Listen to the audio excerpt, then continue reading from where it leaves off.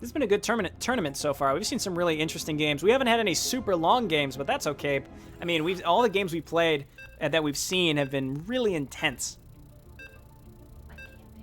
Like camping. Like camping. That's a funny story I have. So when I was in college, somebody said, "Oh, that's really intense," and one of my friends said, "You know what else is intense? Camping." And so, haha, right? Camping, because it's intense, like in a tent. Commander. And I didn't get it. For me, I thought that the joke was you just say, "You know what else is intense? Just insert random thing here." And the funny thing was that it's a random joke. So then I thought, the next time someone says intense, and I did this, I went, "You know what else is intense? Swimming." So that was embarrassing. Yeah, so the idea is you're supposed to pick something in a tent, like the circus would be a good... Swimming is not something you would do in a tent, I don't think. You'd probably drown because there's nowhere you're going to come up for air if the whole thing's filled with water.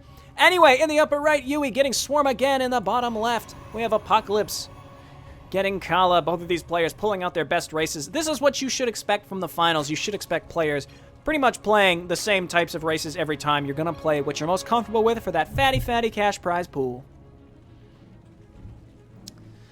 Alrighty, so once again, we wait for the players. These openings are almost always going to be the same. There's going to be some Repulsor harass. There's going to be some Raptorling harass. It's all going to come down to how early can the game be ending. Can you end the game with really powerful harass? Because you can just completely confine your opponent and just stop them from getting a second base set up like YueY did in the last game. And he took that sneaky third base too. Or you can at least be on par with your opponent and move into the mid-game, which is where things become a lot more muddied as the players, have to decide what they want to do to counter each other. So Swarm, a big focus is on that Mutahydrilisk,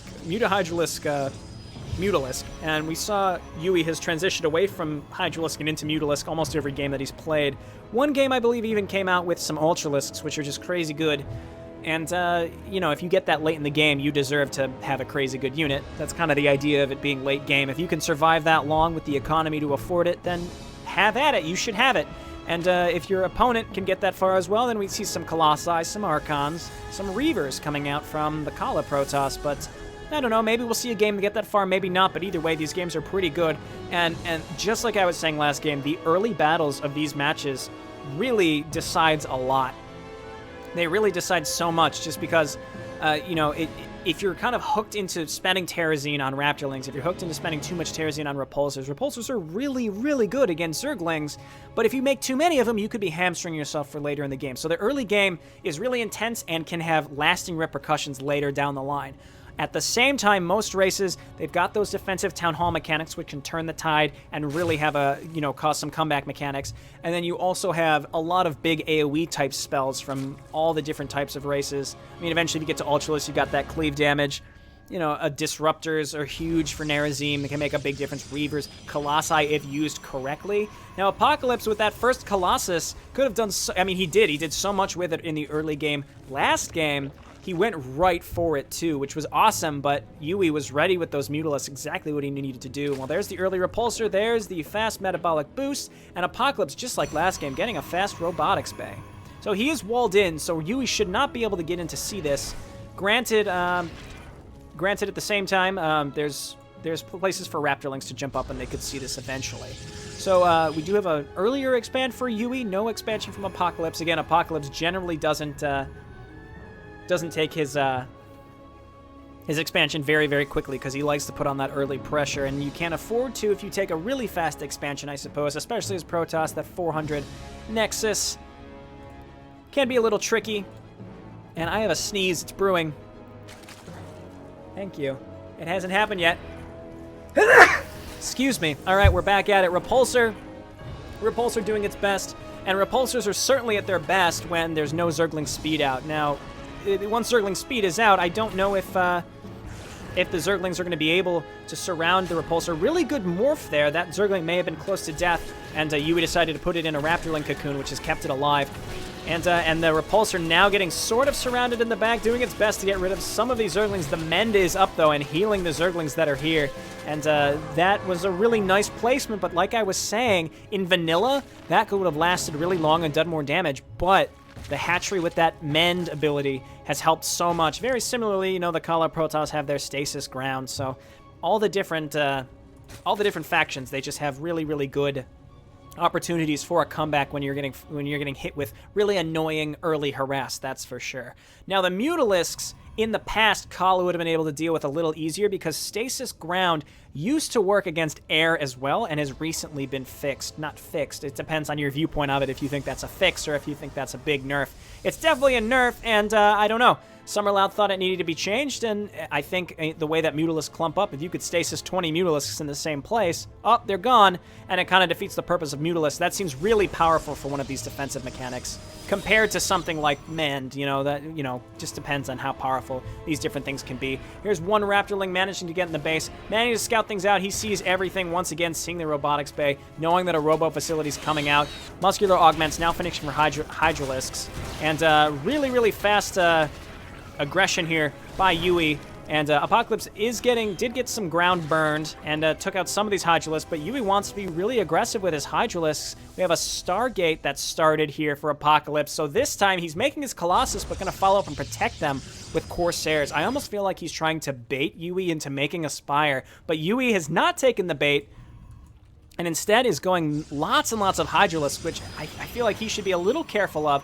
Ooh, interesting Firestorm use there, and using that to get rid of the Raptorlings, making him feel a little bit safer. That Firestorm cooldown is pretty short, so he can just use that again and again and again. So that was actually a good pickup, getting rid of those Raptorlings.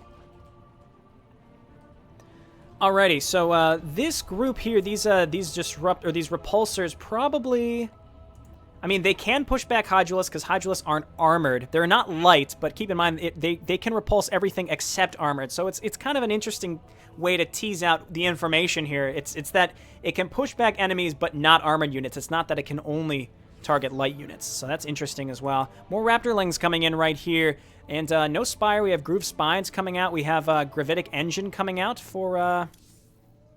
That's it's Sentry movement speed. I thought that was Shuttle movement speed for the longest time. All right, and here we go, and it looks like Hydralisk trying to break through these rocks. And does Apocalypse see this? He must. How did he know that this was happening? He must have seen this, or he just moved his units back, and now he definitely knows this is happening. Now, YueY doesn't know that there's units up here. A Firestorm right now could be huge. And the Firestorm going down, so many Hydralisks get hit. And they're not going to... No, they die. I was going to say they're not going to die, but they have 80 hit points, right? So I'm not sure why they took enough damage, because it should be 75. Oh, because it sets the ground on fire for 20 seconds. If you stand it, I suppose it just reapplies the fire debuff, if you will, so it could last even longer if you just stand in it. If you move out of it, then you're going to take extra damage over 3 seconds. Okay, 75 damage over time is no joke, though, and here we go. Apocalypse, realizing you got a nice chunk of Hydralisk, is going to decide to attack. Meanwhile, YueY going to circumvent the army of Apocalypse with his Raptorlings and is going to probably jump up the ramp. 2 Dragoons in the base of Apocalypse, but he's running right by him. The Raptorlings get right in. They're going to be able to just massacre this worker line because they do so much damage. Another stasis field, 2 stasis fields going down, but Apocalypse doesn't have any units at home. He's sending his Corsairs home, which they can't really do anything. I really wanted to take a look at this. It looks like YueY, though, actually just masterfully dodging one of the fires, as YueY going to try to keep him constrained and contained, rather, on this second base, even though there is a third base set up, so... he's going to keep moving in. He's going to set fire where necessary. And he's got to be careful not to walk through his own debuff. And once again, oh no! Oh, big set fire right there. Again, he's going to get rid of about a third of that army. Mend going down. Going to save these Hydralisks' life. That was enormous! Another fire going down. And the mends from this hatchery has been enormous. And a lot of these Hydralisks are remaining alive when they would have died to the fire. And another fire going down, running one poor Zealot through there. Going to die. Actually, those Hydralisks turn around to shoot him once, hoping that maybe the fire would kill him. He's going to run away back to his sentry to try to get his shields healed up.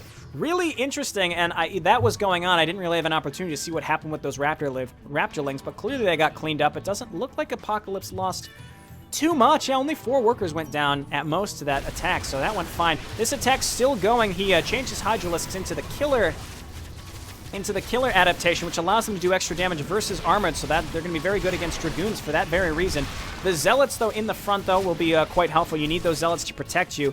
And these amount of Hydralisks are going to try to shoo away this Kala army. It looks like it's working. And the Hydralisks, I think they might be a little slower. Yeah, they're just 10% slower with the killer adaptation. Again, these percentage changes aren't so enormous that they're going to unbalance the game.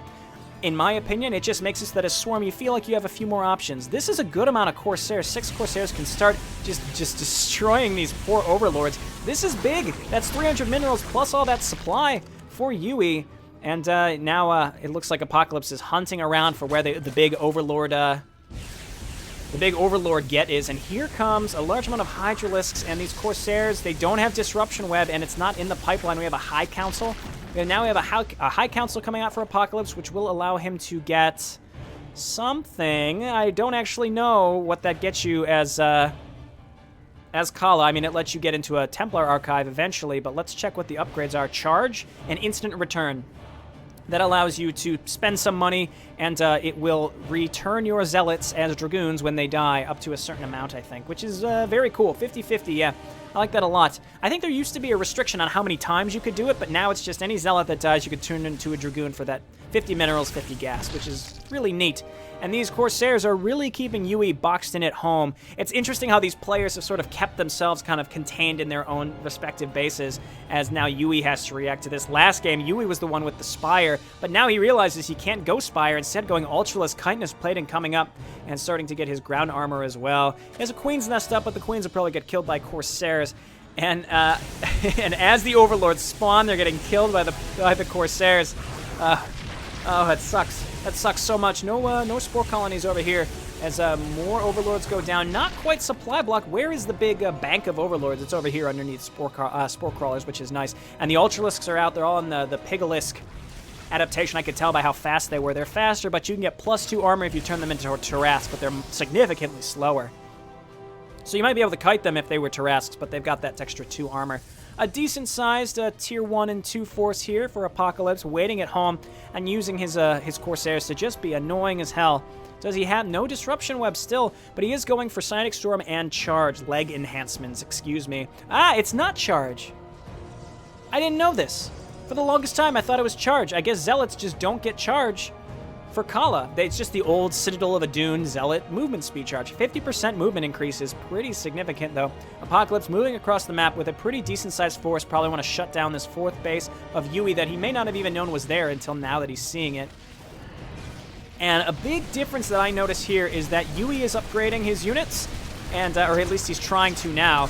But Apocalypse has no upgrades, and the Pigalisks, the Ultralisks rather, they both go down. One goes down, actually. He's got 2 more, though.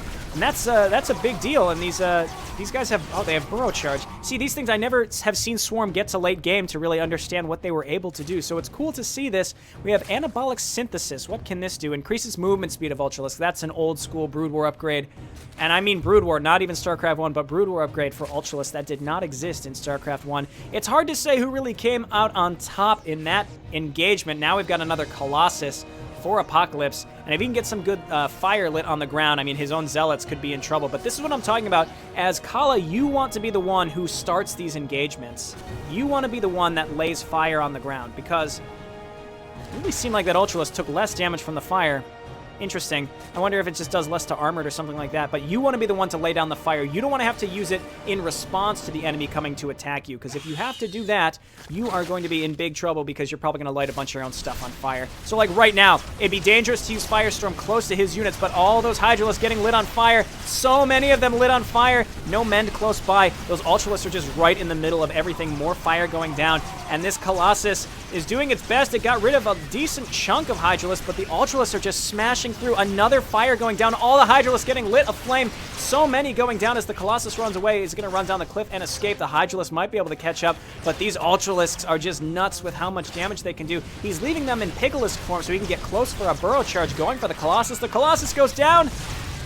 Adrenal Glands in the queue for YueY, as YueY is just on the onslaught right now. Again, I feel like he's purposefully not switching to Tarrasque. Some might say, why would you not want that +2 armor? But honestly, oh, he just ran all of his Zerglings through the remaining fire patch. Big pickup from the grave of that Colossus.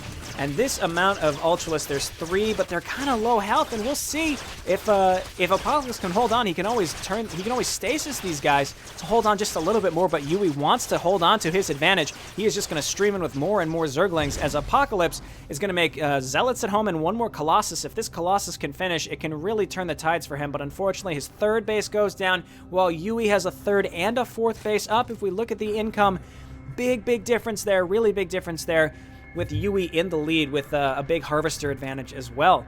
All right, now we have High Templar coming out. Now, that might be okay against Ultralisks. I mean, you could storm your own units just like Firestorm. Kala has to be so careful. It just seems like they have so much stuff that can hit their own units. These Corsairs still flying around and being assholes. Just still flying around being assholes. Mend going down. And that's another... Mend, that's very good. I mean, we were talking about how overpowered we might consider Stasis Field, but Mend is such a good defensive ability. It's so terribly good because it can keep those workers alive and your overlords, anything alive. It's really good against air harassment for that exact reason. You can clump up your overlords around it and then hit Mend if there's a bunch of Phoenix or Corsairs or Vikings or whatever that come in and just start trying to kill your overlords. I think Reavers would be an excellent choice for Apocalypse, but he's sticking with High Templar and Colossus. Oh, and now he's breaking the rocks over into the 3rd base. These 2 pylons were in vain. Unfortunately, there is a supply difference, but it's not huge. I think Reavers would have been cool to see. They're just so immobile, and they would just destroy this group of Zerglings and Hydralisks, that's for sure. And I think Apocalypse needs something really hard-hitting to get rid of the Ultralisks, and Dragoons just can't do it.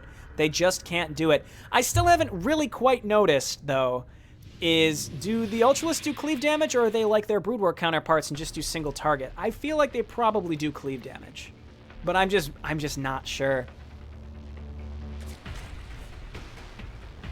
Okay, and I'm reading in the chat right now, it looks like Scavens and Summerloud are discussing the Firestorm, and it is reduced by damage. That's good to know. So armor is really, really useful against those Colossi, which I don't know, that's not what I would have expected because it's a spell, but it also kind of makes sense because you need some sort of ground, some way to counter those on the ground. The Corsairs being left up here by Apocalypse, 1 getting out, 2 getting out, as the Hydralisks still hanging out in their killer formation. They're a little slower, but again, that extra damage versus armored seems pretty good against the Dragoons, which there are not really many of. Here's 1 Archon right now. We'll see if it can do its best against the Ultralisk. The Archon shields, well, it has 350 shields, and it makes me wonder if maybe Archons need beefed up just a little bit more. But we'll see how well this Archon does. It does very poorly. It dies like instantly. The Firestorm's going down, and good storms here by Apocalypse, stopping it from getting close. And oh my god, he ran through the fire twice! And the Mend is going to save him again. And again, fighting near these hatcheries with that Colossus is just, it's so tricky. And we have instant return coming up for Apocalypse. We have a +3 Carapace and Consume coming out. Consume, I think that's for your Defilers. He's going to maybe see some Defilers from YueY. And we have a Zergling run by over here. And Apocalypse, again, I like the feel of these Archons, but for 300 gas, I feel like maybe they should be a little better because Ultralisks come out with that base armor. And I know this is crazy. Call me crazy, and you can, I don't mind. But my suggestion for Archons is give them base shields. Is that nuts? Give them like a +1 or a +2 base shields. That might be crazy, but I think that could be pretty cool. And I feel like Archons in terms of this tier just aren't comparable. Huge amounts of Hydralisks getting eaten up, but this amount of Ultralisks, I just don't know. I don't know what Apocalypse can do against this amount of Ultralisks. All those Hydralisks got eaten up by AoE, but again, these Ultralisks are just going to smash through what's remaining of Apocalypse's base. And this was a great game to watch, but unfortunately, and Apocalypse, saying he was going to GG in the finals in the last game, I didn't believe him for a second.